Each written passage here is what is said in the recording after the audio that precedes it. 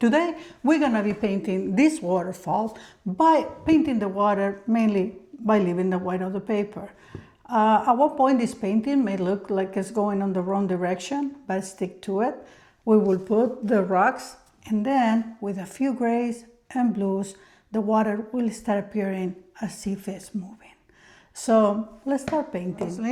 The waterfall, the water is going to be the brightest part of the paper, is the white of the paper. So I'm painting everything around it first. This is the sky. The sky is very, very light. This is cerulean blue. I'm coming with cerulean blue closer to what it will be the water. And then we're going to let this dry. Big shapes comes first. The waterfall is going to come around here and it will create a little bit of foam. So I'm going to wet till around here. We will deal with that afterwards. By the way, this is a waterfall from, I will write down the name over here of where it's from. This is in Iceland. My daughter and her husband took a trip and they came back, oh my goodness, they came back with some of the most beautiful pictures I have ever seen. So thanks for the reference pictures. Yellow ochre to do here is I'm gonna put the color right around the edge of the waterfall, sort of like the negative paint. The way that you can do this is instead of just dropping the colors, you could wet ahead of time around what it will be the white or the waterfall. Okay, watercolor lighter, so keep that in mind. Turquoise with also olive green, so that it's not so bright. It's just to mute it down a little bit. All right. So it's like one plane, another plane comes over here. Obviously, some of the first color from there will be there here too. So we let them mix in the paper. Also, my water, the other end of the waterfall. So I drop the little bit of the darker color. Come over here with a little bit of white. I mean, it's not pure white, but lighter, in case it's a little bit of foam. We'll figure that out when I do the waterfall, if we want to put it or not. But as a minimum, I allow myself the possibility. The neutral tint diluted. Basically, if you look at it, I just kind of framing all the white. We will put, like I said, a figure. Maybe we'll add a second one. I'm still deciding about that.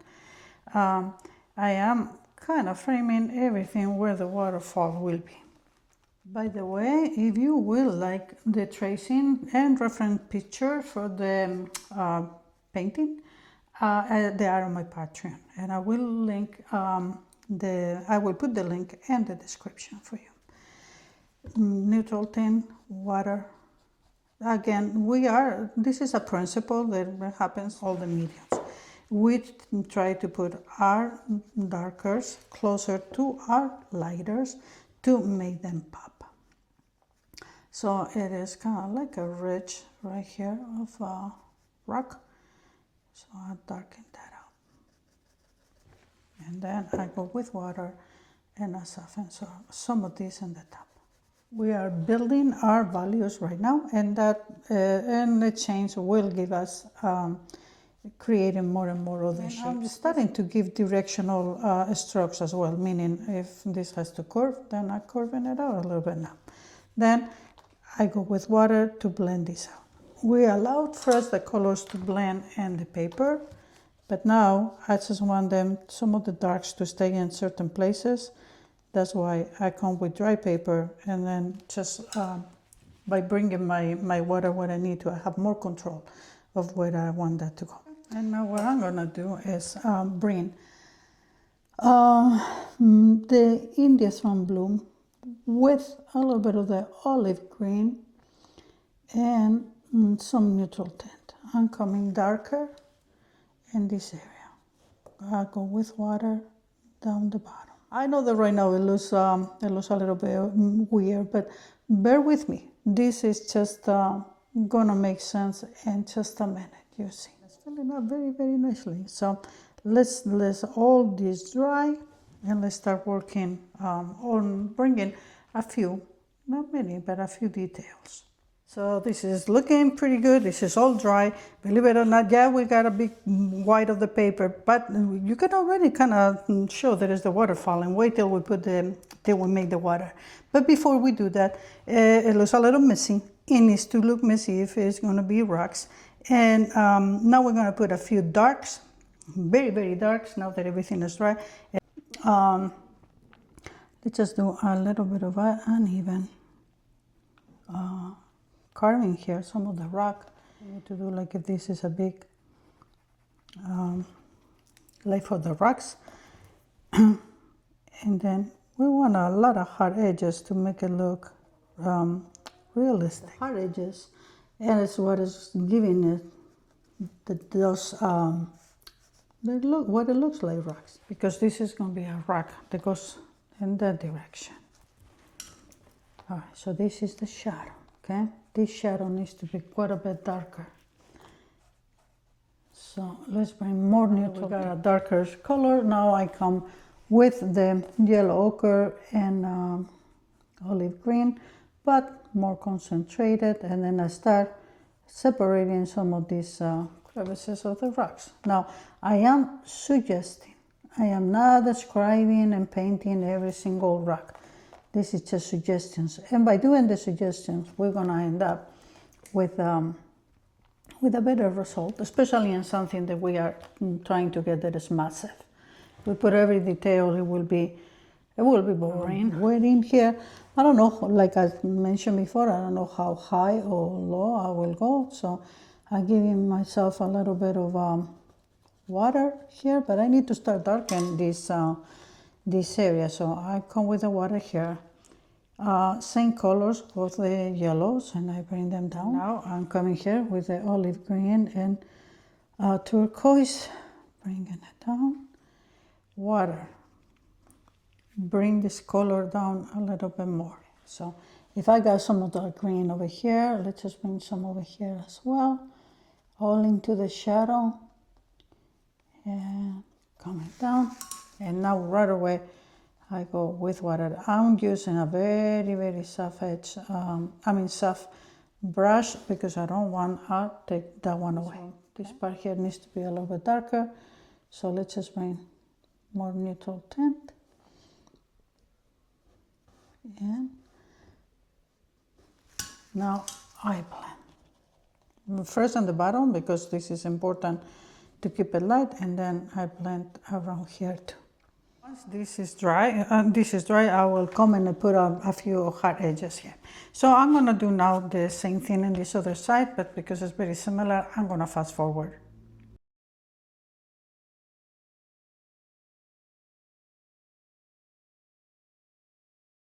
Okay, I'm going to come with a little bit of a dry brush, meaning I put the color and then I take most of it, or a lot of it, down here just by touching here at the bottom, and then I'm gonna try to put a few. This is, by the way,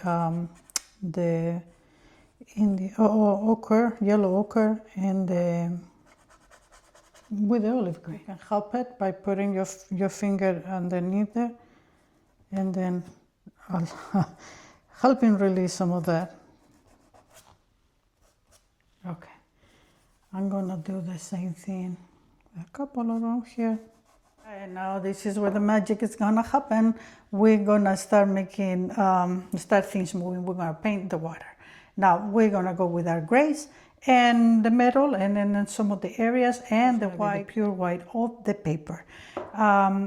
Going with my neutral tint, fairly diluted, and we will also add a few of the colors. Maybe the turquoise, or maybe blues, I don't know, we'll see. So we're going to put a dark one around here. And then I go from like this, and then like if it's falling. And then right away I go with my wet and then brush, and then I start bringing some of the grays. This part over here is where it shows more of the rock, so I come and I do it again. Now I feel like I lost a little bit of that, so I can go, if needed, one more time. So I go like this, lighter, And then I even make it lighter up. Now let's get like this. Water. Okay. Time to bring some color. So let's get a little bit of the India Throne blue with a little bit of turquoise. And let's just put some around here, because after all, there is a rock behind this, and that's what is the gray, but the water also has color. Okay, so a little bit of that will come around here too. Hence, don't overdo it. Now these ones, I leave a little bit of water on the top, I mean a white on the top, but not all of them is not gonna come right from the very edge. Let me dilute this a little bit more. If you prefer, I don't know, you can do what, you can go with a light pencil and give yourself a few marks. If you prefer to do this, I will advise you to go very, very light. But some people like to have that for guiding, like guiding them. So you could do that. Warming up my my color a little bit, meaning I brought a little bit of, because like I said, water has reflections, but it's also kind of bluish. I got a little bit of cobalt blue to the mix that I was using. And then I go, then right away, you could also go with a little bit of water first, then come and drop your color. That's perfectly fine to do it. Well, the only thing that we're trying to avoid here is not to have too many hard edges, that's all. So rinse and bring the other and rinse and have one area completely finished, that's fine too. Let's just stop with a few grays here, because I feel like I lost them. Let's just wet all of this good. Bring a little bit of that. Then same thing here, this one, I feel like it can come most of the grays. Come over here too, it's almost like if it's opening. Let's just get some next to these blues. Water, water, water.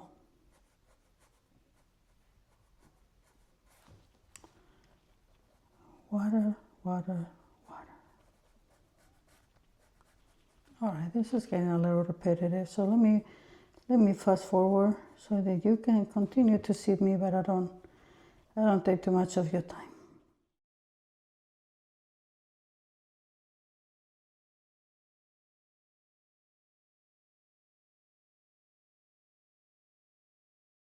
Now for the magic, I have a tissue ready, and then I have a hard brush.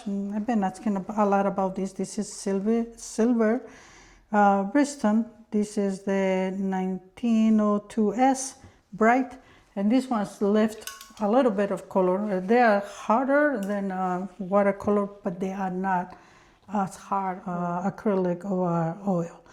I go to the hard edge. I go lightly. Okay. Move a little bit lightly. Then I go with my, we want the hard edge, the dark again, the contrast, but we don't want it to be that hard because some of that water will go through it. Triangle thingy here, that's too hard. And that I am trying to get out as best as I can.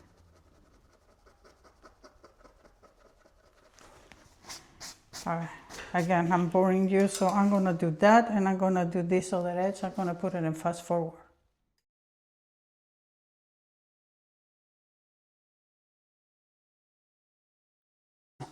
But some of these lines are hard as well, and we want a couple, but not all of them. So I come over here now, and I do the same thing here and there. Don't overdo it. Like I said, a little bit of a hard edge is okay. I just don't want a whole straight line.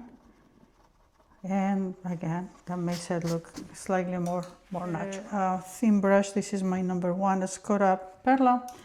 Get the same neutral tint that I've been using. This is not a portrait, this is a scale mark. What do I mean by that? It's like, if I get like a round as if it is a head.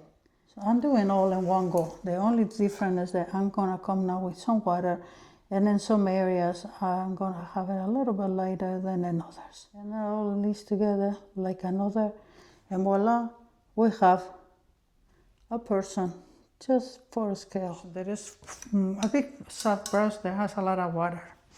I'm gonna put water around here. Oops, maybe that's too much water. Water. I'm dropping a few colors here, and the colors that I was using over there. Then here it will splash at the bottom, so it will be kind of like where it comes, and then I go with water and I soften that one. I just want to give a little impression that some of that is coming here and there. All right, edges.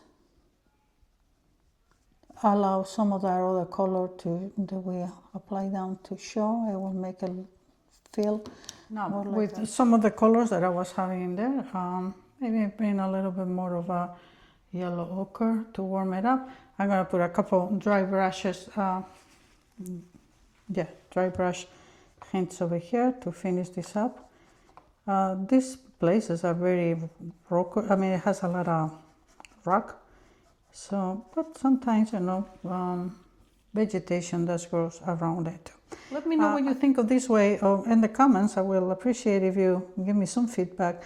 What do you think of this way of painting water? As you can see, you paint around, and then the water itself has very, very little painting on it. Yet, look how magnificent and beautiful it looks. Here it is, our finished piece. You can almost hear the roar of the water coming down through the waterfall. And that tiny little figure there gives us such a sense of scale as how massive this area is, making the painting more dramatic. I hope you learned something with this video. As always, I thank you for being here, and I will see you in my next one.